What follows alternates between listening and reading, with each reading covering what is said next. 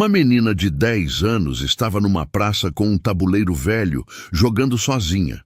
Um milionário parou, deu uma risada e disse: "Te dou 100 milhões se você me vencer." O que ele não sabia é que aquele tabuleiro foi o último presente do pai dela e que ela havia passado anos aprendendo cada jogada para nunca deixar a memória dele morrer. A praça ficava num bairro simples. Tinha um banco de madeira gasto no centro, 2 árvores grandes que faziam sombra no fim da tarde e um cheiro de terra molhada que vinha do canteiro mal cuidado do lado. Não era um lugar bonito, mas era o lugar delas. Marta chegou arrastando o cansaço de um dia inteiro de trabalho. Avental ainda amarrado na cintura, cabelo preso de qualquer jeito, os pés doendo dentro do tênis velho que ela usava há mais de 2 anos. Trabalhar o dia todo em pé numa lanchonete não é coisa que o corpo perdoa fácil. Mas quando ela olhou para o lado e viu Alice pulando na frente dela com aquela mochila nas costas e o sorriso aberto, o cansaço não sumiu, mas ficou menor. Era assim todo dia. A filha tinha esse efeito nela. Alice tinha 10 anos e um jeito de ser que não combinava com a idade. Não era aquela criança agitada que grita e corre sem parar. Era calma, observadora, o tipo de criança que presta atenção nas coisas que os adultos nem percebem. Enquanto Marta se sentava no banco e tirava o tênis por alguns minutos para descansar os pés, Alice abriu a mochila com cuidado e tirou de dentro uma caixa de madeira velha, com as bordas gastas e a tampa um pouco torta de tanto uso. O tabuleiro de xadrez. Marta olhou para aquela caixa e sentiu o aperto de sempre no peito. Não era tristeza exatamente. Era saudade misturada com gratidão. Uma coisa que dói e aquece ao mesmo tempo. Aquele tabuleiro era de Tomás, o pai de Alice, um homem simples que amava 3 coisas na vida: a família, a horta que cultivava nos fundos de casa e o xadrez. Ele dizia que o xadrez ensinava a pensar antes de agir, que cada peça tinha um papel e que nenhuma era inútil. Dizia isso para Alice, desde que ela tinha 4 anos, sentando com ela no chão da sala, explicando cada movimento com aquela paciência que só ele tinha. Tomás partiu quando Alice tinha 6 anos. Rápido demais. Sem aviso. E o que sobrou dele dentro de casa, além das memórias, foi aquele tabuleiro velho e uma série de vídeos curtos que ele havia gravado no celular, ensinando as jogadas para a filha. Vídeos simples, com a voz dele baixa e calma, explicando cada estratégia como se estivesse contando uma história. Alice assistiu a esses vídeos tantas vezes que decorou não só as jogadas, mas a entonação da voz do pai, as pausas que ele fazia, o jeito que ele batia levinho na mesa quando uma jogada era boa. Alice abriu o tabuleiro no chão da praça, arrumou cada peça no lugar, com uma atenção que parecia ritual, e começou a jogar sozinha. Marta a observava em silêncio, como fazia sempre. Não entendia nada de xadrez, mas entendia que aquilo era a forma da filha de manter o pai perto, e isso era sagrado demais para ser interrompido. A tarde estava tranquila. Algumas crianças corriam mais longe, um senhor idoso lia jornal num banco próximo, e o movimento da rua do lado da praça ia e vinha sem pressa. Foi nesse momento que o carro parou. Era um carro caro, daqueles que parecem não pertencer àquele tipo de rua. Vidros escuros, rodas largas, motor que ronronava baixo. A porta abriu e desceu um homem de terno, cabelo penteado com precisão, relógio no pulso que brilhava mesmo sem sol direto. Atrás dele, um outro homem mais novo, de pastas na mão e expressão de quem vive correndo atrás do patrão. Leandro, o assessor. Os dois atravessaram a praça conversando. Ou melhor, Renato Cavalcante falava e Leandro ouvia, acenando com a cabeça em intervalos regulares. Renato era o tipo de homem que entra num lugar e age como se aquele lugar existisse para recebê-lo. dono de um grupo de empresas que tinha o nome dele estampado em prédios de vidro no centro da cidade, acostumado a ser o mais importante da sala em qualquer sala que entrasse. Não era mal educado porque fosse ignorante. Era mal educado porque nunca ninguém tinha cobrado nada diferente dele. Ele ia passar reto. Mas aí, os olhos dele caíram em Alice, uma menina de 10 anos, sentada no chão de uma praça pública com um tabuleiro de xadrez velho na frente, movendo as peças com uma seriedade que destoava completamente do cenário. Renato parou, olhou, e aí veio o erro que ia mudar tudo. Ele se virou para Leandro e falou em voz alta, sem nem tentar baixar o tom, como se Alice não estivesse a 3 metros de distância. Olha isso. Criança jogando xadrez no chão da praça. Coitada, nem sabe montar o tabuleiro direito. Marta fechou os olhos por um segundo. Respirou. Alice ergueu o olhar devagar. Olhou para Renato com aquela calma dela que não era timidez. Era outra coisa. Era segurança. Depois olhou para o tabuleiro, depois para ele de novo e disse com uma voz tranquila: "O tabuleiro está montado certo, sim. O senhor está olhando do ângulo errado." O silêncio durou uns 3 segundos. Leandro desviou o olhar para o chão. Renato piscou. Não estava acostumado com resposta. Muito menos com resposta de criança. Ele se aproximou, olhou para o tabuleiro de perto e apontou para uma das peças. "Esse bispo está na casa errada."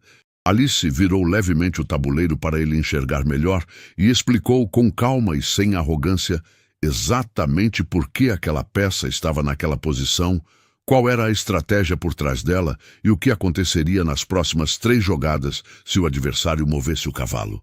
Renato ouviu e não teve como rebater porque estava tecnicamente correto. Cada detalhe. Aquilo incomodou mais do que qualquer coisa. Um homem que constrói o valor que atribui a si mesmo em cima da certeza de que sabe mais que os outros, não lida bem com o momento em que uma criança sentada no chão demonstra que sabe mais que ele. A reação veio rápida, revestida de um sorriso que não era sorriso de verdade. "Tudo bem", ele disse, ajustando o paletó e olhando ao redor como quem procura plateia. Tinha algumas pessoas por perto. O senhor do jornal, uma mãe com um carrinho de bebê, Jorge, um fotógrafo que esperava o ônibus do lado de fora da praça e havia erguido a câmera quase que por instinto quando a cena começou. "Se você é tão boa assim, te dou 100 milhões se você me vencer." Marta abriu a boca. Fechou. Não sabia se ria, se chamava Alice e ia embora ou se ficava imóvel mesmo, que foi o que aconteceu. Alice não pestanejou.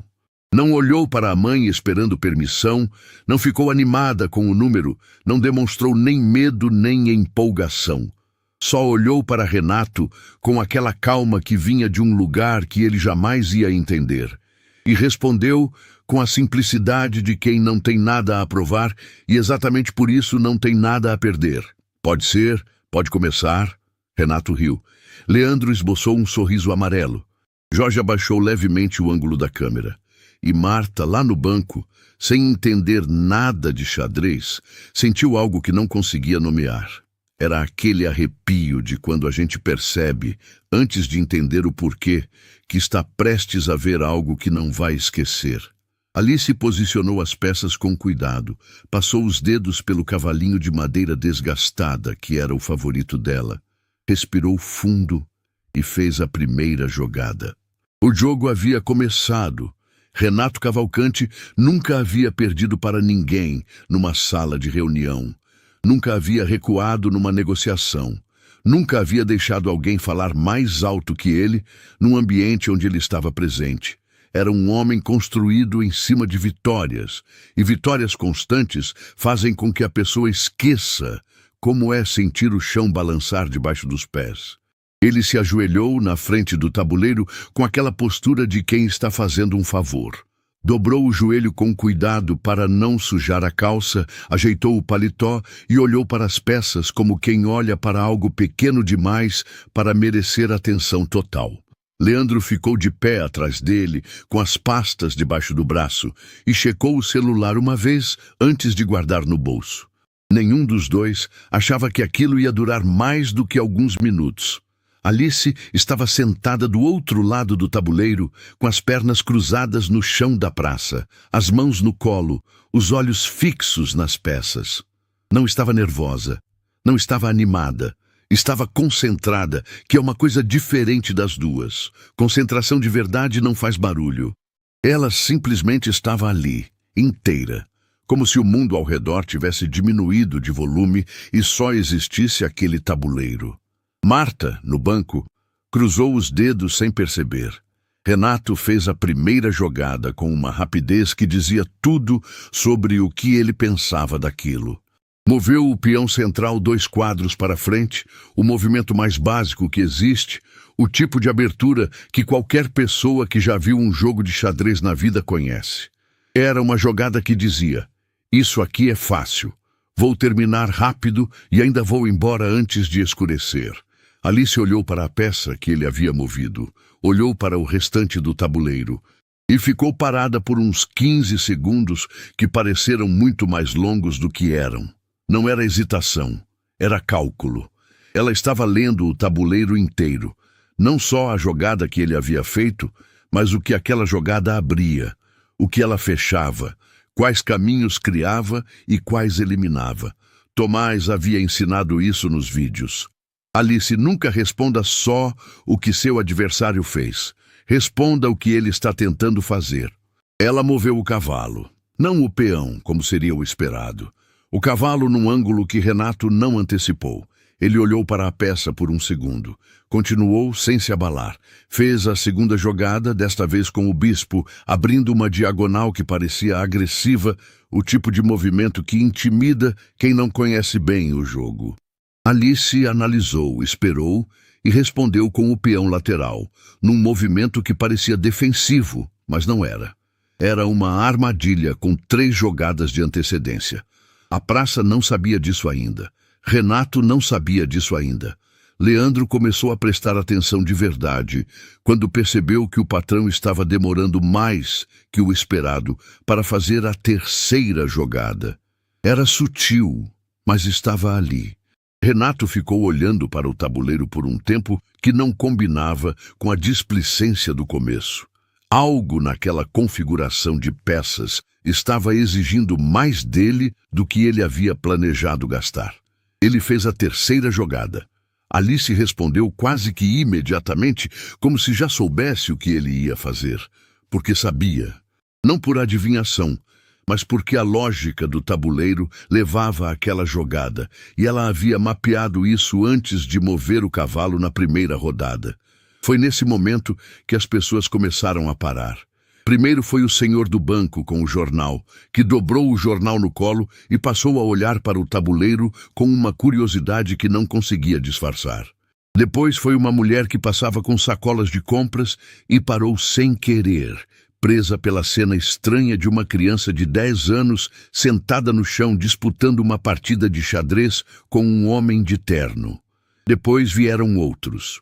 Aos poucos, sem que ninguém combinasse, foi se formando um semicírculo de pessoas ao redor do tabuleiro. Jorge, o fotógrafo, havia se aproximado e estava ajoelhado a uns 2 metros de distância, enquadrado, esperando o momento certo. Renato perdeu a primeira peça importante na 4ª rodada. Não foi um descuido aleatório. Foi exatamente o que Alice havia preparado desde o início. O bispo dele avançou numa casa que parecia segura e não era, porque o cavalo dela estava posicionado de um jeito que criava uma captura inevitável. Quando ele percebeu, já tinha movido a peça. Já estava feito. Ele olhou para o tabuleiro. Olhou para o cavalo de Alice. Depois olhou para ela. Alice não sorriu. Não comemorou. Só disse, com aquela voz calma que estava começando a incomodar de uma forma que Renato não conseguia nomear: "O bispo fica com a gente agora." Pegou a peça e colocou do lado do tabuleiro, com o mesmo cuidado com que havia arrumado todas as outras no começo. Renato sentiu o queixo endurecer. Era uma peça só. O jogo estava longe de acabar. Mas alguma coisa havia mudado na temperatura daquele momento, e todo mundo ao redor sentiu, mesmo os que não entendiam nada de xadrez. Escorregou, Renato disse com o sorriso de lado. A peça escorregou. Pode voltar. Alice ergueu os olhos para ele, sem agressividade, sem ironia, com uma clareza que cortava. A jogada foi feita, senhor. Não pode voltar. Meu pai ensinava que no xadrez, igual na vida, a gente tem que assumir cada movimento. O silêncio que caiu depois daquela frase foi diferente dos outros silêncios da tarde. Havia algo nele que pesava. Leandro desviou o olhar para o lado. A mulher com as sacolas de compras ficou com a mão na boca. O senhor do banco com o jornal fechou os olhos por um segundo, como quem ouve algo que reconhece sem ter palavras para explicar. Marta, no banco, sentiu as lágrimas subirem sem aviso. Não deixou cair, mas estavam lá. Renato não respondeu. Continuou o jogo. A quinta jogada, a sexta, a sétima. E o tabuleiro foi mudando de cara de um jeito que ninguém esperava. Ou melhor, de um jeito que Alice havia esperado desde o início. Cada peça que Renato movia parecia encontrar uma resposta que limitava a próxima opção dele, como se o espaço que ele tinha para agir fosse lentamente encolhendo. Não era fácil de enxergar para quem estava de fora, mas estava acontecendo. Na oitava jogada, ele perdeu a segunda peça importante, dessa vez uma torre, capturada pela rainha de Alice, numa diagonal que ele havia deixado aberta 3 rodadas antes, sem perceber. A torre saiu do tabuleiro e foi pousar do lado do bispo, os dois juntos, enfileirados no lado de Alice como um aviso silencioso. O riso de Renato havia sumido completamente. Leandro guardou as pastas debaixo do outro braço e se abaixou levemente, tentando enxergar o tabuleiro de outro ângulo, como se um ângulo diferente fosse mudar alguma coisa. A multidão ao redor havia crescido. Tinha umas 20 pessoas agora, talvez mais. E o murmúrio baixo que corria entre elas tinha uma qualidade específica, a qualidade de quem está assistindo algo que não esperava ver e não consegue sair. Jorge estava filmando. Tinha começado a filmar depois da quinta jogada, quando percebeu que aquilo não era uma brincadeira de criança.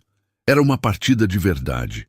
E o lado que estava ganhando não era o que deveria estar ganhando, segundo qualquer lógica que o mundo costuma usar. Renato fez a 9ª jogada num silêncio tenso. Estava tentando reconstruir alguma defesa no lado direito do tabuleiro, tentando criar uma barreira antes que Alice avançasse mais. Era um plano razoável. O problema é que Alice havia previsto aquele plano, e havia previsto a resposta para ele também. Ela olhou para o tabuleiro por alguns segundos, passou os dedos pelo cavalinho de madeira desgastada, o favorito, aquele que ela sempre escolhia quando tinha opção. Era o que Tomás mais gostava de usar. Ele dizia que o cavalo era a peça mais honesta do tabuleiro, porque não fingia ir em linha reta, ia torto mesmo, e ainda assim chegava onde precisava.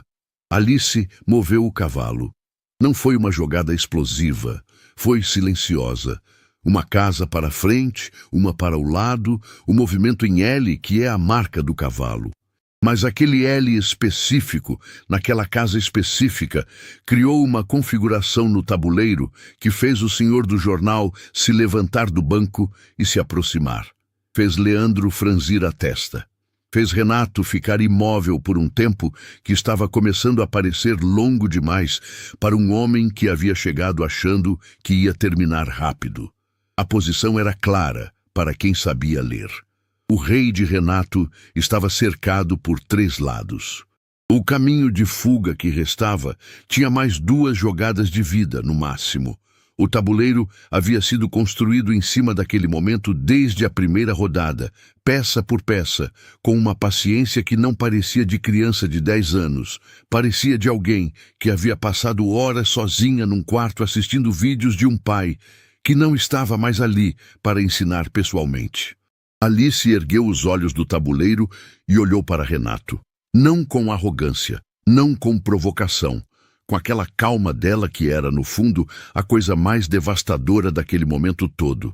E disse com a voz baixa e firme de sempre: "O senhor vai perder o rei em 3 jogadas." A praça inteira ficou em silêncio. Renato olhou para o tabuleiro, olhou para o rei, contou as casas, contou as peças. Fechou os olhos por meio segundo, e quando abriu, havia algo no rosto dele que ninguém ali tinha visto antes. Não era raiva, não era deboche. Era o rosto de alguém que acabou de perceber tarde demais que subestimou a coisa errada. Do lado de fora da roda de pessoas, Jorge tinha o celular levantado e a câmera rodando. Ele não sabia ainda que aquele vídeo ia mudar muita coisa. Mas o dedo dele não abaixou uma vez sequer. Renato ficou olhando para o tabuleiro por um tempo que ninguém ali conseguiu medir direito. Podia ter sido 30 segundos, podia ter sido 2 minutos. O tipo de silêncio que estica o tempo porque ninguém ousa quebrá-lo. A praça inteira havia parado, as conversas paralelas tinham sumido. Até o barulho da rua do lado parecia ter diminuído, como se o mundo tivesse feito uma pausa para ver o que ia acontecer ali. Ele tentou. É preciso dizer isso. Renato Cavalcanti não era homem de desistir sem lutar. E mesmo com o tabuleiro desfavorável, mesmo com o rei cercado e o espaço encolhendo a cada rodada, ele buscou uma saída.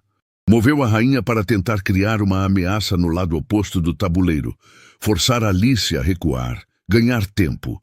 Era um movimento desesperado, mas era um movimento. Alice olhou para a rainha dele, olhou para o próprio cavalo, olhou para o rei adversário e respondeu sem hesitar, bloqueando a ameaça e avançando ao mesmo tempo, como se as duas coisas fossem uma só jogada. Leandro se abaixou um pouco mais, tentando enxergar o tabuleiro de perto. Foi a primeira vez que ele realmente olhou para aquelas peças, como se importasse. E o que viu fez ele endireitar as costas devagar, com aquela expressão de quem entendeu algo que preferia não ter entendido. Ele virou levemente o rosto para Renato e abriu a boca, mas não disse nada. Fechou de novo. Não era hora, e no fundo ele sabia que não havia nada útil para dizer. A 10ª jogada. Renato moveu o rei um quadro para o lado, a única casa disponível que não era captura imediata. Alice acompanhou com o bispo, diagonal limpa, silenciosa. A 11ª. Renato tentou interpor um peão entre o rei e a ameaça. Alice capturou o peão com a rainha e a frase que havia dito antes ficou mais real do que nunca. 2 jogadas. Era o que restava. A multidão ao redor havia crescido para umas 30 pessoas. Tinha gente que havia chegado sem entender o que estava acontecendo e ficado depois de perceber. Tinha gente que filmava com o celular erguido, tentando capturar tudo. Tinha uma mulher mais velha, de sacola no braço, que sussurrou para a pessoa do lado: "Essa menina está ganhando." E a pessoa do lado respondeu apenas: "Está." Jorge estava ajoelhado a 1,5 metros do tabuleiro, câmera no olho, dedo no botão. Ele era fotógrafo de eventos. Estava naquela praça esperando um ônibus que havia atrasado. E em 20 anos de profissão, havia aprendido que os melhores momentos não são os que você planeja. São os que você tem a sorte de estar presente quando acontecem. Ele não sabia ainda o tamanho do que estava registrando. Mas o coração dele sabia. Marta estava com as mãos juntas no colo, os nós dos dedos brancos de tanto apertar. Ela não entendia xadrez. Nunca havia entendido. Mas entendia gente, entendia tensão, entendia o peso de um silêncio. E entendia, mais do que qualquer coisa, o jeito que Alice estava sentada naquele momento. Aquela postura reta, aquela calma nos ombros, aquele olhar firme no tabuleiro. Era o jeito de Tomás. Era o jeito exato que ele tinha quando estava prestes a fechar uma jogada que havia construído desde o começo. Marta sentiu a garganta apertar de um jeito que não era de choro. Era de reconhecimento. Era de saudade batendo na hora mais inesperada. Renato fez a 12ª jogada com uma lentidão que não era estratégia, era relutância.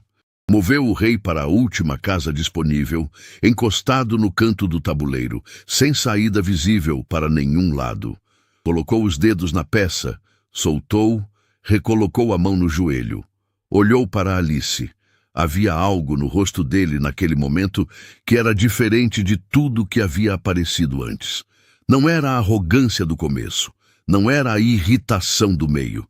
Era uma coisa mais funda, mais difícil de nomear. Era o rosto de alguém que está prestes a perder algo que nunca imaginou poder perder, numa situação que nunca imaginou poder existir. Alice olhou para o tabuleiro uma última vez. Passou os olhos por cada peça, cada casa, cada possibilidade. Não porque precisasse confirmar. Precisava apenas de um segundo que era dela e de mais ninguém.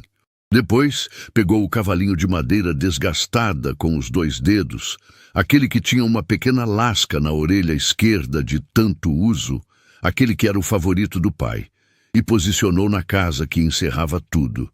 Ficou de mãos no colo e disse, com aquela voz baixa que não precisava de volume para chegar em todo lugar: "Cheque mate." A praça parou. Não foi gradual, foi imediato. Como se alguém tivesse tirado o som do mundo por alguns segundos. Ninguém aplaudiu, ninguém gritou, ninguém disse nada. O silêncio que caiu ali tinha uma qualidade que vai além do espanto. Era o silêncio de quem acaba de ver algo que não tem palavras prontas para descrever. Renato ficou imóvel com os olhos no tabuleiro. O rei dele estava encurralado pelo cavalo, pela rainha e pelo bispo, exatamente as 3 jogadas que Alice havia anunciado. Não havia nenhuma saída. Não havia nenhum erro no cálculo dela. Estava feito. Foram talvez 5 segundos de silêncio absoluto antes de a praça explodir. Os aplausos começaram com o senhor do banco, que bateu as palmas devagar, com aquele tipo de aplauso que não é de festa, é de respeito. Depois vieram os outros, um depois do outro, até virar uma coisa só. Alguém gritou "isso" de algum lugar da multidão. A mulher mais velha com a sacola estava com a mão no rosto. Um menino de uns 8 anos que havia escapado da mãe para ver o jogo de perto, pulou uma vez com os 2 pés juntos, sem conseguir segurar. Jorge capturou o momento exato. O clique da câmera dele registrou a cena que ia aparecer em milhares de telas nas próximas horas. Alice do lado esquerdo, serena, as mãos no colo, o cavalinho de madeira ainda no lugar onde havia encerrado o jogo. Renato do lado direito, imóvel, o terno impecável, o relógio caro no pulso e no rosto aquela expressão que não tinha nome, mas todo mundo ia reconhecer quando visse. Leandro foi o primeiro a se mover. Deu um passo para o lado, discreto, e disse em voz baixinha para Renato: "Doutor..." Só isso. Renato não respondeu. A multidão ainda aplaudia quando Renato se levantou. Ajustou o paletó com aquele gesto mecânico de quem precisa fazer alguma coisa com as mãos. Olhou para o tabuleiro uma última vez. Olhou para Alice, que o encarou de volta sem desafio, sem triunfo, com aquela calma que havia estado ali desde o começo e que agora, no final, parecia ainda maior. Ele virou e começou a andar em direção à saída da praça. Foi quando a voz saiu da multidão. Um homem de uns 40 anos, de camiseta e boné, que havia assistido ao jogo inteiro do começo ao fim, falou alto o suficiente para todo mundo ouvir. "E os 100 milhões, senhor?" Renato não parou, não virou. Continuou andando, com Leandro atrás, e sumiu entre os carros estacionados do lado de fora, sem dar nenhuma resposta. A pergunta ficou suspensa no ar da praça como algo que não havia terminado.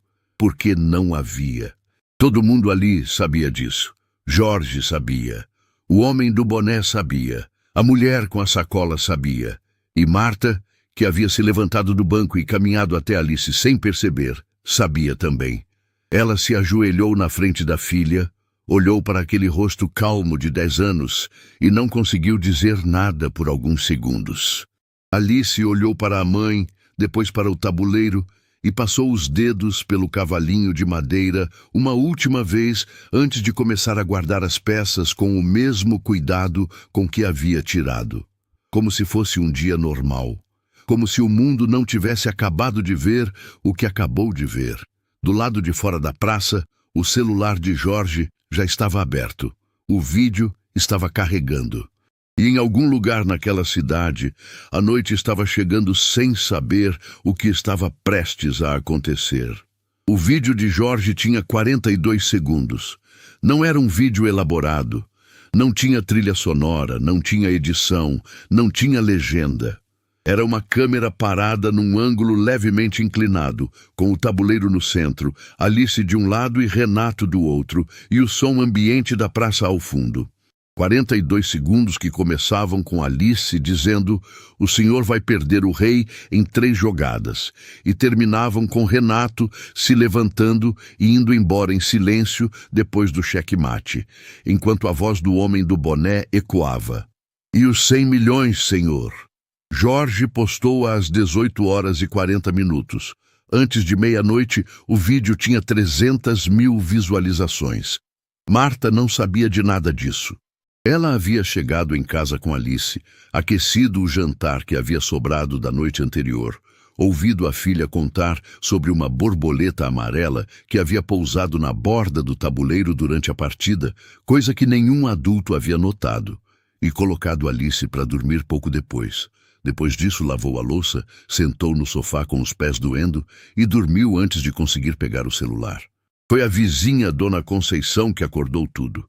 Bateu na porta às 7 da manhã, com o celular na mão e uma expressão que misturava espanto com orgulho, como quem descobre que o vizinho ganhou na loteria e fica mais animado do que o próprio ganhador.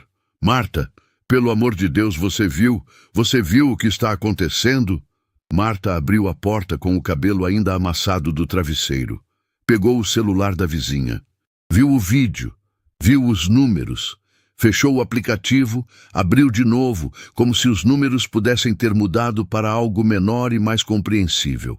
Não mudaram. Eram reais. Alice apareceu atrás da mãe com a mochila nas costas, pronta para a escola. O tabuleiro embaixo do braço, como sempre. Olhou para a Dona Conceição, olhou para a mãe e perguntou se tinha pão, porque estava com fome. Marta olhou para a filha por um segundo longo, depois disse que tinha sim e foi para a cozinha sem conseguir explicar nada ainda. A escola ficava a 15 minutos a pé.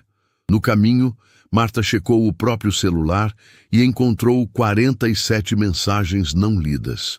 De números que não conhecia, de pessoas da família que não falavam com ela fazia tempo, de colegas da lanchonete, da patroa.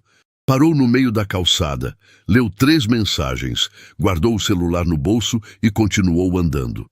Alice ia do lado, chutando uma pedra pequena de quadra em quadra, sem pressa. Quando chegaram na frente da escola, havia um homem com uma câmera na mão e um crachá no pescoço do lado de fora. Jornalista. Ele viu Marta e Alice e caminhou em direção a elas com aquele passo apressado de quem encontrou o que estava procurando. Marta colocou o braço na frente da filha por instinto. "Senhora Marta, sou repórter do Portal Cidade. Posso fazer algumas perguntas sobre o vídeo?" Marta olhou para ele. Olhou para a escola. Olhou para Alice, que estava com os olhos no jornalista com aquela curiosidade tranquila dela. "Minha filha vai entrar para a aula agora", Marta respondeu. "Se quiser conversar, vai ter que ser depois." O repórter tentou dizer mais alguma coisa, mas Marta já havia se abaixado para Alice, ajeitado a alça da mochila, dado um beijo rápido na testa e dito baixinho: "Vai lá, professora Vera está esperando." Alice entrou sem drama. Dentro da sala, a professora Vera já sabia. Havia passado parte da noite acompanhando a repercussão do vídeo nas redes, relendo os comentários, vendo o número crescer de hora em hora. Quando Alice entrou e ocupou o lugar dela na terceira fileira, Vera precisou de um esforço consciente para começar a aula normalmente. Os outros alunos já sabiam também. Tinham aquele silêncio de quem guarda um segredo grande e mal consegue segurar. Foi o Cauã da última carteira que não aguentou. "Alice, você tá famosa." Alice virou para ele com a mochila ainda no colo. Famosa por quê? Cauã abriu o celular embaixo da carteira e mostrou o vídeo. Alice assistiu os 42 segundos sem expressão. Devolveu o celular. Legal, disse, e tirou o caderno da mochila. A professora Vera observou tudo aquilo da mesa dela e sentiu algo que levou alguns segundos para identificar. Era orgulho, não do tipo que enche o peito de si mesmo. Era aquele orgulho quieto, fundo, de quem acredita em alguém quando o mundo ainda não sabe o nome dessa pessoa. Ela havia visto Alice chegar na escola meses antes, com aquele tabuleiro embaixo do braço, e havia pedido para a menina explicar as peças. E Alice havia explicado cada uma com uma paciência e uma clareza que Vera nunca havia esquecido. Enquanto isso, do outro lado da cidade, Renato Cavalcante estava numa sala de reunião com a equipe de comunicação, o assessor jurídico e 2 dos principais sócios do grupo. A temperatura da sala estava alta e ninguém havia tocado no café que esfriava no centro da mesa. Já passou de 2 milhões de visualizações, disse a responsável pela comunicação, com o tablet virado para ele. Os comentários estão todos contra o senhor. Tem hashtag nos Trending Topics. Jornais estão pedindo posicionamento. Renato ficou em silêncio.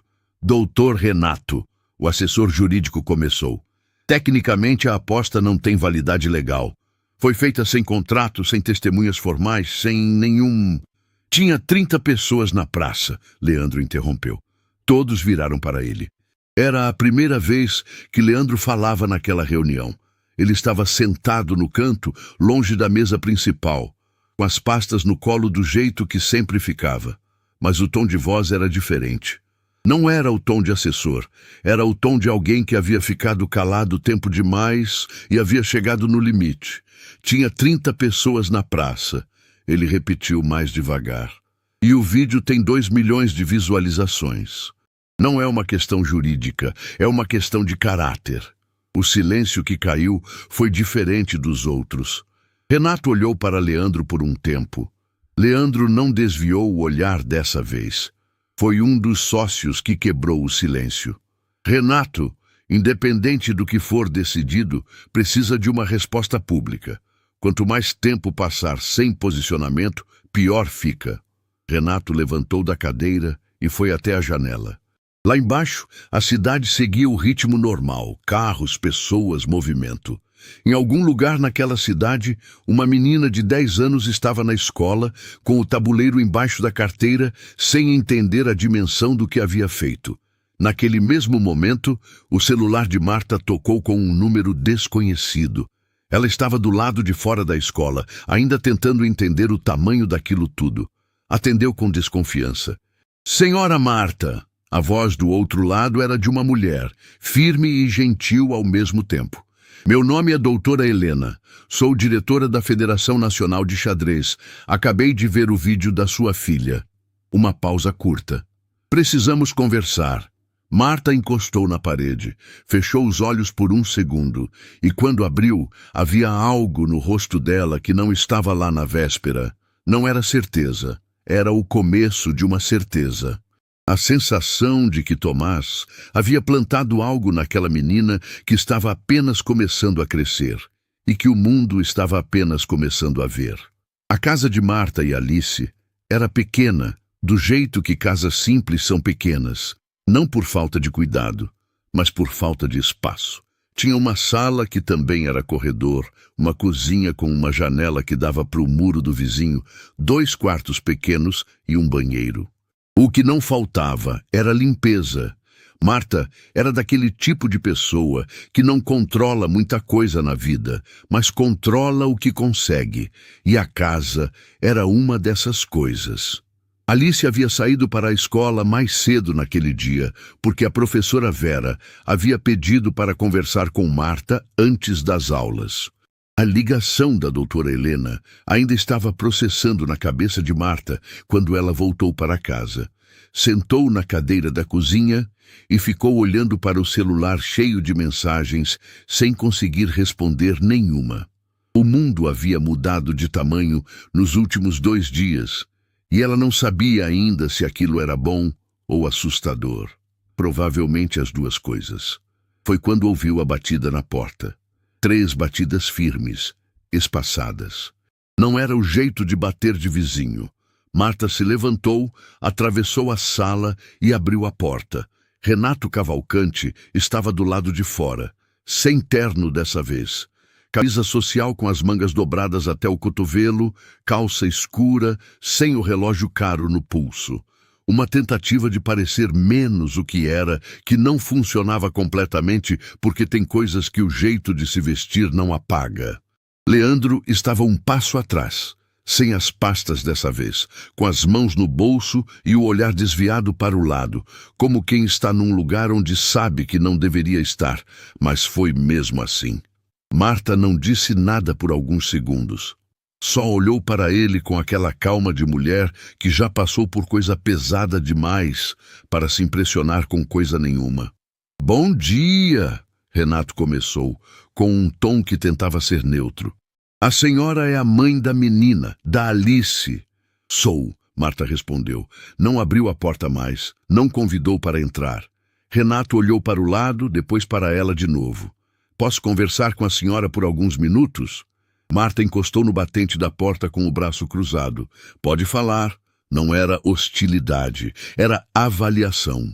Ela estava olhando para aquele homem e tentando entender o que havia por trás da visita antes de decidir quanto espaço dar. Renato percebeu. Respirou fundo e começou. Disse que havia muita confusão nas redes, que o vídeo havia saído de contexto, que a aposta havia sido uma brincadeira de momento sem intenção real. Disse que entendia que a repercussão havia sido grande e que queria resolver aquilo de forma tranquila, sem mais exposição para nenhum dos lados. E então fez a proposta. Um valor, não disse quanto, disse um valor justo, para que Marta conversasse com Jorge sobre retirar o vídeo do ar e para que a família pudesse seguir em frente sem mais pressão de jornalistas e câmeras. Marta ouviu tudo sem interromper. Quando ele terminou, ficou em silêncio por alguns segundos. Depois disse: "O vídeo não é meu. Não posso tirar o que não coloquei." Renato ajustou levemente o peso de um pé para o outro. "A senhora poderia conversar com o rapaz que filmou." "Poderia", ela concordou, "mas não vou." Um silêncio curto. Renato trocou de abordagem, como alguém que muda de caminho porque o primeiro estava bloqueado. Falou sobre Alice. Disse que havia pesquisado sobre a menina, sobre o talento dela, sobre o que a Federação de Xadrez havia comentado publicamente. Disse que queria ajudar, que havia uma escola particular, uma das melhores da cidade, que tinha um programa para jovens talentos e que ele poderia garantir uma bolsa integral para Alice imediatamente, sem custo, sem obrigação, um gesto. Marta ouviu essa parte também. E quando ele terminou, olhou para ele com uma expressão que não era raiva e não era gratidão. Era algo mais sério do que os dois. "Minha filha não é moeda", ela disse. A voz saiu baixa, mas cada palavra tinha peso. "Não vou usar ela para resolver o problema do senhor." Renato abriu a boca para responder, mas foi nesse momento que Alice apareceu.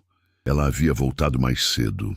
A conversa com a professora Vera havia sido rápida e Alice havia decidido voltar para casa antes de a aula começar, porque havia esquecido o caderno de matemática em cima da cama. Chegou pela lateral da casa, entrou pelo portão pequeno do lado e apareceu na soleira da sala com o caderno na mão, o tabuleiro embaixo do braço e aquela expressão tranquila de sempre. Viu a mãe, viu Renato, viu Leandro. Processou tudo em menos de 2 segundos com aquela capacidade de leitura de situação que não parecia de criança de 10 anos. Renato a reconheceu na hora.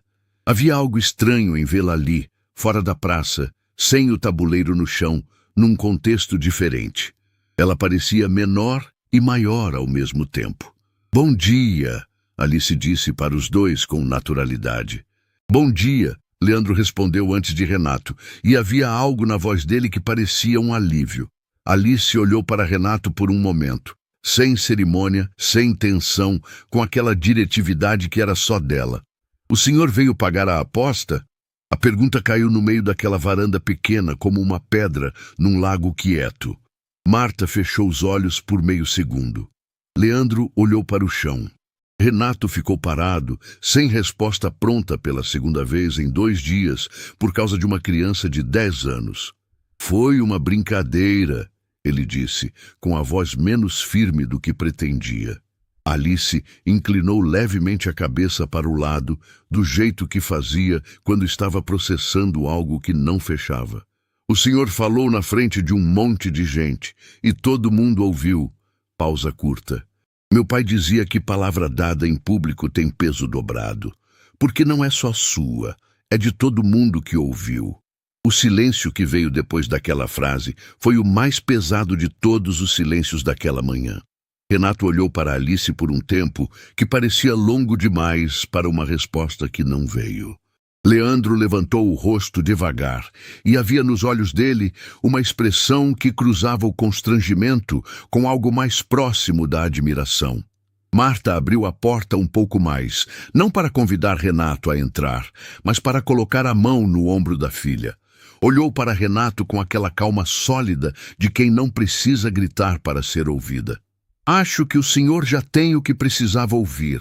Renato olhou para as duas. Para Marta, com a mão no ombro de Alice, para Alice com o tabuleiro embaixo do braço e o caderno de matemática na mão, para aquela casa pequena que tinha mais dignidade do metro quadrado do que qualquer sala de reunião que ele havia ocupado na vida. Não disse mais nada. Virou. Caminhou até o carro com Leandro ao lado e, antes de entrar, parou com a mão na maçaneta por 1 segundo. Não virou para trás. Mas Leandro viu o momento. Viu o queixo dele baixar levemente, viu os ombros caírem 1 centímetro, viu alguma coisa acontecer naquele homem que era diferente de tudo que havia visto nos anos que trabalhava com ele. O carro foi embora devagar pela rua estreita. Marta fechou a porta. Alice já havia colocado o tabuleiro em cima da mesa e estava folheando o caderno de matemática para achar a página certa. Marta ficou olhando para a filha por alguns segundos, com aquele nó na garganta que era de Tomás. Era de saudade, era de orgulho, era de tudo junto, sem ter nome.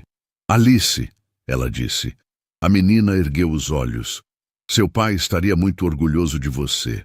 Alice ficou em silêncio por um momento. Depois olhou para o tabuleiro em cima da mesa, passou os dedos pela madeira gasta da caixa e respondeu com aquela voz simples e funda que às vezes saía dela sem aviso. Eu sei, mãe. É por isso que eu continuo jogando. Marta não conseguiu segurar dessa vez. As lágrimas vieram quietas, sem drama, do jeito que as lágrimas verdadeiras costumam vir. Ela virou para a pia da cozinha para não assustar a filha. E lá, com a água fria na mão, pensou em Tomás e entendeu que ele havia deixado algo naquela menina, que nenhum milionário arrogante, nenhuma câmera, nenhum vídeo viral ia conseguir tocar. Do lado de fora, numa rua que não sabia que estava no meio de uma história, o carro de Renato já havia dobrado a esquina. Mas alguma coisa havia ficado para trás. Alguma coisa que ele havia carregado por anos e que naquela varanda pequena havia começado a rachar. Renato não foi direto para o escritório depois de sair da casa de Marta. Leandro percebeu isso quando o motorista passou pela entrada do estacionamento do prédio sem parar e continuou. Não houve instrução, não houve explicação. Renato ficou olhando pela janela do lado de fora com aquele olhar de quem não está vendo a rua, está vendo outra coisa. Leandro não perguntou nada. Havia aprendido, em anos trabalhando com aquele homem, quando falar e quando ficar quieto. Aquele era um momento de silêncio. O carro parou num estacionamento perto de um parque. Renato desceu sem dizer para onde ia. Andou pelo parque por uns 20 minutos, sozinho, com as mãos no bolso, no mesmo caminho de volta, e voltou para o carro sem ter chegado em lugar nenhum. Leandro estava no banco da frente com o celular virado para baixo em cima do joelho. Esperou. Meu pai jogava xadrez, Renato disse de repente, olhando para a frente. Leandro não respondeu. Ficou quieto do jeito que a frase pedia. Ele me ensinou quando eu tinha uns 8 anos, numa mesa de madeira torta que ficava na varanda de casa. Uma pausa. Eu odiava perder. Sempre fui assim. Ele dizia que quem não aprende a perder, não aprende a jogar de verdade. Outro silêncio. Nunca entendi o que ele queria dizer com isso. Leandro olhou para o espelho retrovisor por um segundo. O rosto de Renato estava diferente de qualquer coisa que ele havia visto nos últimos anos. Não era fraqueza, era outra coisa. Era o rosto de alguém que está lembrando de algo que havia guardado fundo demais. Renato não disse mais nada. Mandou o motorista seguir. Naquela mesma tarde, do outro lado da cidade, as coisas estavam se movendo num ritmo que ninguém havia planejado. Uma jornalista investigativa chamada Priscila, que escrevia para um portal de notícias de grande alcance, havia passado os últimos 2 dias apurando a história por um ângulo diferente. Não estava interessada apenas no vídeo da praça. Estava interessada em Renato Cavalcante. O que ela encontrou não era segredo, era história acumulada. Fornecedores pequenos que haviam sido dispensados sem aviso depois de anos de contrato. Funcionários que saíram de empresas do grupo sem conseguir explicar direito o que havia acontecido. Nada ilegal, nada que desse processo, mas um padrão. Um padrão de alguém que tratava pessoas pequenas como peças descartáveis num tabuleiro que só ele achava que estava jogando. A reportagem foi ao ar naquela tarde e viralizou quase tão rápido quanto o vídeo de Jorge. Os comentários eram de pessoas que haviam guardado histórias por anos e de repente tinham um lugar para colocá-las. Um homem que havia perdido um contrato de fornecimento depois de 15 anos sem nenhuma explicação formal. Uma mulher que havia trabalhado num dos escritórios e saído sem conseguir entender por quê. Histórias miúdas, do tipo que não gera manchete sozinha, mas que juntas formavam um retrato que o dinheiro de Renato não conseguia mais apagar. Os sócios convocaram uma nova reunião, dessa vez sem Renato. Leandro soube pela secretária e avisou o patrão por mensagem. Renato leu, ficou olhando para o celular por alguns segundos e colocou na mesa sem responder. Estava no escritório sozinho, num fim de tarde que havia ficado cinza lá fora, com uma gaveta aberta do lado. Dentro da gaveta tinha uma foto. Ele havia tirado ela da gaveta mais cedo, depois de voltar do parque, e ficado com ela na mão por um tempo antes de colocar em cima da mesa. Era uma foto antiga, desbotada nas bordas, do tipo que existia antes de tudo virar digital. Mostrava um menino de uns 8 anos, sentado numa varanda, na frente de uma mesa de madeira torta, com um tabuleiro de xadrez entre ele e um homem mais velho. O menino estava sorrindo. O homem mais velho tinha a mão no ombro do menino e olhava para o tabuleiro com aquela expressão de quem está prestes a perder de propósito para deixar o filho ganhar. Renato ficou olhando para aquela foto por um tempo longo. O homem da foto havia partido alguns anos atrás, quieto, sem aviso, como as partidas que doem mais. E Renato havia guardado a foto na gaveta porque não conseguia colocar na parede e não conseguia jogar fora. Então ficou ali, num meio termo, que é o lugar onde a gente coloca as coisas que ainda não sabe como carregar. Ele pegou o celular e ligou para Leandro. "Cancela tudo amanhã de manhã", disse quando Leandro atendeu. "Tudo, tudo. Reunião, agenda, compromisso, tudo." Uma pausa curta do outro lado. "Entendido. Posso perguntar por quê?" "Porque eu preciso fazer uma coisa que devia ter feito antes." Leandro não perguntou mais nada. Mas quando desligou, ficou com o celular na mão por um momento. E pela primeira vez, em muito tempo, sentiu que o patrão estava tomando uma decisão que era dele de verdade. Não da empresa. Não da imagem, não dos sócios, dele. Enquanto isso, na escola, a professora Vera havia pedido para Alice ficar alguns minutos depois que os outros alunos saíssem. Sentou na cadeira do lado dela, aquelas cadeiras pequenas que fazem adulto se sentir desajeitado, e colocou um envelope em cima da carteira. "Isso chegou hoje para você", Vera disse. Alice olhou para o envelope. Tinha o selo da Federação Nacional de Xadrez no canto. Pegou com cuidado, abriu devagar e leu. Vera observava o rosto dela enquanto lia, tentando interpretar cada mudança de expressão. Mas Alice tinha aquele jeito de processar as coisas por dentro antes de deixar qualquer coisa aparecer do lado de fora. Quando terminou de ler, dobrou a carta, colocou de volta no envelope e ficou em silêncio por alguns segundos. "O que foi?" Vera perguntou suavemente. "É um convite", Alice respondeu, "para participar de um torneio nacional, categoria juvenil." Pausa. "Eles dizem que viram o vídeo." Vera sentiu o coração acelerar. "E o que você acha?" Alice ficou em silêncio de novo. Olhou para o tabuleiro que estava em cima da carteira do lado, aquele tabuleiro de madeira gasta que ela levava para todo lugar. Passou os dedos pela caixa e disse uma coisa que Vera guardou para o resto da vida. "Acho que meu pai sabia que isso ia acontecer um dia. Por isso ele gravou os vídeos." Vera não conseguiu responder imediatamente. Piscou algumas vezes. Olhou para aquela menina de 10 anos, sentada numa cadeira pequena de escola pública, com uma carta da Federação Nacional de Xadrez na mão, e pensou em tudo que havia custado chegar até aquele envelope. O pai que foi cedo demais, a mãe que trabalhava de pé o dia inteiro, o tabuleiro resgatado como herança, os vídeos assistidos sozinha no quarto. A praça, o milionário, a aposta, o cheque-mate. Nada daquilo havia sido acidente. Naquela noite, Renato ficou acordado até tarde. Não no escritório, não numa reunião. Em casa, numa mesa de jantar que quase nunca usava, porque quase nunca jantava em casa, com um caderno aberto na frente e uma caneta na mão. Escrevendo e riscando, tentando encontrar as palavras certas para algo que havia adiado tempo demais. Do lado de fora, a cidade dormia.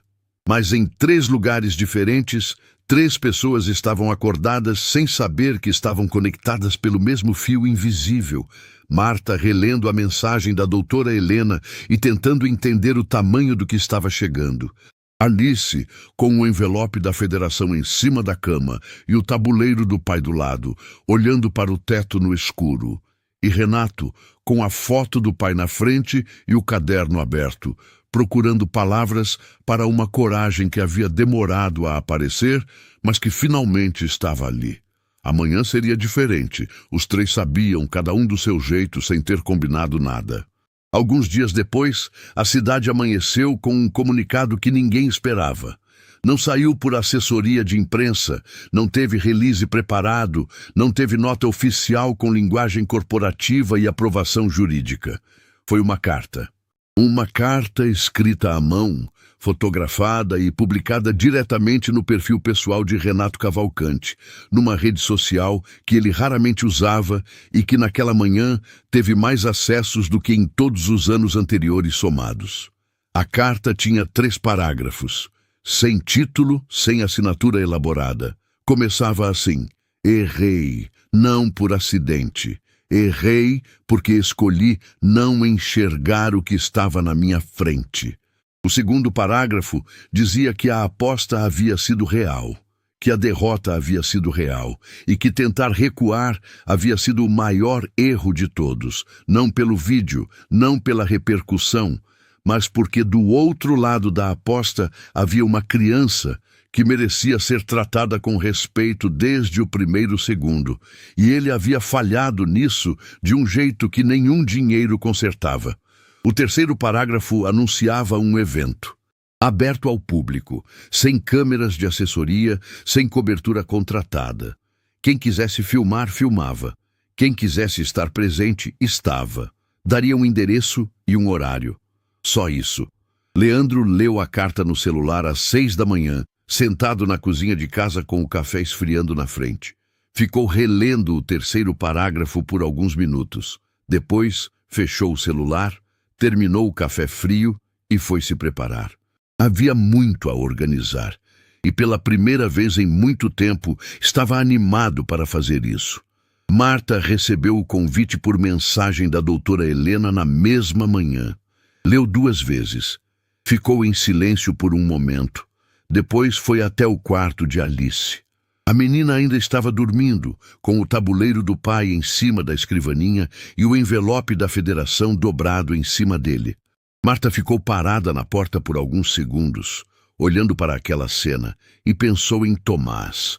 Pensou no quanto ele teria gostado de ver aquilo, e sentiu aquela dor que não some, mas que com o tempo aprende a dividir espaço com a gratidão. Ela entrou no quarto, sentou na borda da cama e colocou a mão no ombro da filha. Alice, acorda. Tem um lugar que a gente precisa ir hoje. O evento aconteceu num salão simples, num centro cultural do bairro, que a prefeitura havia cedido sem cerimônia. Não era um lugar grandioso. Tinha cadeiras de plástico enfileiradas, um pequeno palco de madeira na frente e luz natural entrando pelas janelas altas dos dois lados. Renato havia pedido especificamente que não fosse num hotel de luxo, não num auditório corporativo. Queria um lugar que qualquer pessoa pudesse entrar sem sentir que não pertencia ali. Havia umas 150 pessoas quando Marta e Alice chegaram. Jornalistas, sim, mas também gente comum. Pessoas do bairro que haviam visto o vídeo, professores, famílias. O senhor do banco com o jornal da praça estava numa cadeira da terceira fileira. A mulher das sacolas de compras estava 2 cadeiras ao lado. Jorge estava num canto com a câmera quieto, fazendo o que sabia fazer. A professora Vera chegou logo atrás de Marta e Alice, abraçou as duas na entrada e as 3 se sentaram juntas nas primeiras cadeiras. A doutora Helena estava de pé perto do palco, uma mulher de cabelos grisalhos cortados curtos e um jeito de se mover que transmitia autoridade sem precisar de volume. Quando viu Alice, caminhou até ela, se abaixou levemente e estendeu a mão. Você é ainda mais calma pessoalmente do que no vídeo, disse com um sorriso genuíno. Alice apertou a mão dela e respondeu, o senhor também. Doutora Helena piscou, depois riu.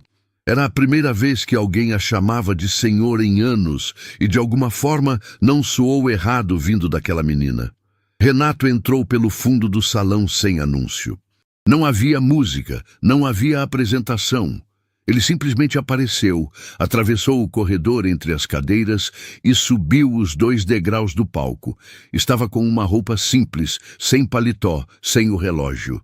Leandro ficou em pé perto da parede do lado, com as mãos nos bolsos, sem pastas, sem celular à vista. Renato ficou de pé no centro do palco por alguns segundos antes de falar. Olhou para a plateia. Encontrou Marta. Encontrou a professora Vera. Encontrou Alice, que o olhava com aquela calma que ele havia tentado entender desde a praça e que agora, finalmente, estava começando a compreender. Não era indiferença, não era frieza. Era simplesmente uma criança que havia aprendido com o pai que o tabuleiro não mente e que cada peça ocupa o espaço que merece. Ele começou a falar. Não usou roteiro. A carta havia sido o rascunho, e o que saiu naquele salão foi mais cru, mais real, mais humano do que qualquer coisa que uma assessoria teria aprovado. Disse que havia construído a vida inteira em cima da ideia de que vencer era a única medida que importava. Que havia tratado pessoas pequenas como obstáculos ou como irrelevâncias, não por maldade calculada, mas por uma cegueira que o dinheiro e o poder constroem devagar, tijolo por tijolo, até que a pessoa não consegue mais enxergar o que está na frente. Disse que uma menina de 10 anos, numa praça, com um tabuleiro velho, havia derrubado essa parede em 42 segundos de vídeo. Não porque o vídeo havia viralizado, mas porque ela havia dito uma frase que ficou ecoando dentro dele desde então. Fez uma pausa. Olhou para Alice e repetiu a frase em voz alta, para que todo mundo no salão ouvisse. Palavra dada em público tem peso dobrado, porque não é só sua, é de todo mundo que ouviu. Alguém na plateia começou a chorar antes que ele terminasse a frase. Não foi o único. Renato tirou do bolso um envelope. Não era cheque, não era contrato, era um documento de constituição de um instituto. registrado 2 dias antes em cartório, com nome definido, objeto social definido e fundo inicial depositado. O Instituto Tomás, em memória do pai de Alice, com foco em acesso à educação para crianças que perderam um dos responsáveis cedo demais. A primeira frente de atuação seria o financiamento de acesso ao xadrez como ferramenta educacional em escolas públicas de todo o país. O salão ficou em silêncio por um momento. O tipo de silêncio que não é vazio, é cheio. Marta colocou a mão na boca. A professora Vera fechou os olhos. Leandro, da parede, baixou o rosto e ficou olhando para o chão por alguns segundos, com os olhos brilhando. Renato desceu do palco devagar. Caminhou pelo corredor entre as cadeiras até onde Alice estava sentada. Parou na frente dela e fez algo que ninguém no salão esperava, não porque fosse dramático, mas porque era simples demais para um homem acostumado a nunca se dobrar. Ajoelhou num joelho, ficou na altura dos olhos dela e disse, com uma voz que saiu mais baixa do que pretendia: "Pedi desculpas pela aposta, mas não pedi desculpas pelo que eu deveria ter pedido desculpas desde o começo, por ter olhado para você e não ter enxergado nada. Isso foi o erro maior." Alice ficou olhando para ele por alguns segundos. Naquele salão de 150 pessoas, com câmeras e celulares erguidos, e a doutora Helena de pé ao fundo e a professora Vera com as mãos entrelaçadas no colo, havia um silêncio que parecia respirar. Então Alice disse a frase, simples, curta, do jeito que só as coisas verdadeiras conseguem ser. Meu pai dizia que a peça mais importante do tabuleiro não é a que ataca, é a que aprende a se mover diferente depois de errar. Renato ficou imóvel. Leandro cobriu o rosto com a mão por um segundo. Marta chorou sem tentar esconder, com aquele choro de quem sente Tomás presente na sala, de um jeito que não tem explicação racional, mas que é real demais para questionar. A professora Vera segurou a mão de Marta sem dizer nada. Jorge estava com a câmera abaixada pela primeira vez desde que havia chegado, porque tinha entendido que alguns momentos são grandes demais para caber numa lente. Renato levantou devagar. Estendeu a mão para Alice. Ela apertou com as 2 mãos, do jeito de criança, e depois soltou e olhou para a mãe com aquele sorriso tranquilo que era só dela. O que veio depois foi menos um evento e mais uma conversa. A doutora Helena apresentou formalmente o convite para o torneio nacional, com data, local e todas as informações para Marta. Priscila, a jornalista que havia escrito a reportagem sobre o passado de Renato, estava na 3ª fileira e não escreveu nada naquele dia. Guardou o caderno. Disse depois, numa nota curta que publicou na semana seguinte, que havia dias em que a melhor coisa que um jornalista podia fazer era guardar o caderno e simplesmente estar presente. Leandro se aproximou de Marta antes de todos saírem. Disse apenas, "Obrigado por não ter aberto a porta naquele dia." Marta olhou para ele sem entender completamente, mas entendeu o suficiente. Acenou com a cabeça.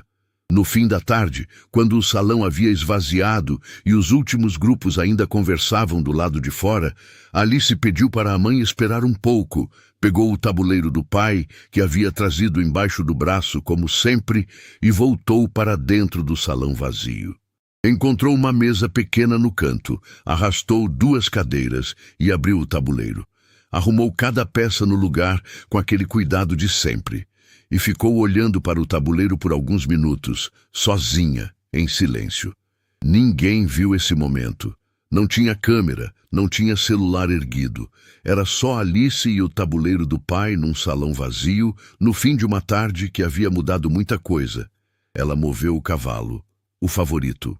O que tinha a lasca na orelha esquerda, uma casa para frente, uma para o lado, o mesmo L de sempre, e ficou olhando para onde a peça havia pousado com aquele sorriso quieto que aparecia quando ela sentia que estava jogando com alguém, não contra alguém. Marta apareceu na porta do salão, alguns minutos depois. Viu a filha. Viu o tabuleiro. Ficou parada no batente sem entrar, sem fazer barulho, sem interromper. E pela primeira vez em muito tempo, a saudade que ela sentia de Tomás não era só dor. Era também aquilo. Era Alice, os 10 anos, a calma, as frases que saíam dela de um lugar que Marta não sabia nomear, mas que reconhecia. Era o tabuleiro velho, sobrevivendo a tudo. Era a promessa que um pai havia feito sem palavras, gravando vídeos num celular simples, porque queria que a filha tivesse algo dele para continuar depois que ele fosse. Era isso. Era exatamente isso. Ela havia cumprido. Alice guardou as peças uma por uma, fechou a caixa com aquele clique de madeira de sempre, colocou embaixo do braço e caminhou até a mãe com aquela leveza de quem tem 10 anos e ainda não sabe o tamanho do que carrega, o que talvez seja a coisa mais bonita de tudo. Pronta, ela disse simplesmente. E as duas saíram juntas pelo corredor, pela porta, para a rua que estava ficando laranja com o sol descendo, de volta para a vida que era delas, pequena e enorme ao mesmo tempo, como todas as vidas que importam de verdade. Porque no fim, não foi sobre xadrez, não foi sobre 100 milhões, não foi sobre um vídeo viral, ou um milionário humilhado, ou um instituto com nome bonito. Foi sobre um pai que amava a filha o suficiente para deixar instruções para depois. Foi sobre uma menina que aprendeu que cada peça tem um papel, que nenhuma é inútil e que o jogo mais importante não é o que você vence, é o que você joga com o coração inteiro. E foi sobre um homem que precisou perder para uma criança de 10 anos numa praça para finalmente aprender o que o próprio pai havia tentado ensinar décadas atrás numa varanda com uma mesa de madeira torta. Que quem não aprende a perder, não aprende a jogar de verdade.